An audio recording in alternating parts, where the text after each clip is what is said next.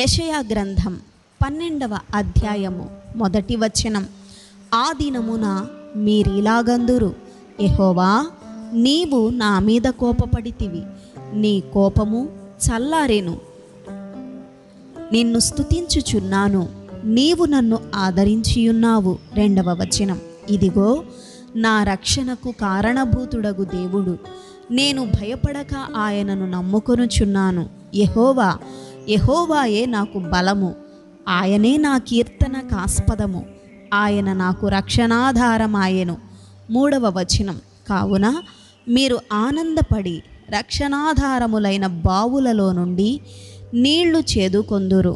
ఆ దినమున మీరిలాగందురు. 4వ వచనం. యెహోవాను స్తుతించుడి, ఆయన నామమును ప్రకటించుడి, జనములలో ఆయన క్రియలను ప్రచురము చేయుడి. ఆయన నామము ఘనమైనదని జ్ఞాపకమునకు తెచ్చుకొనుడి. 5వ వచనం. యెహోవాను గూర్చి కీర్తన పాడుడి, ఆయన తన మహాత్యమును వెల్లడిపరచెను, భూమి అందంతటను ఇది తెలియబడును. 6వ వచనం. సియోను నివాసి ఉత్సాహధ్వని బిగ్గరగా చేయుము, నీ మధ్యనున్న ఇశ్రాయేలు యొక్క పరిశుద్ధ దేవుడు ఘనుడై ఉన్నాడు. ఆమేన్.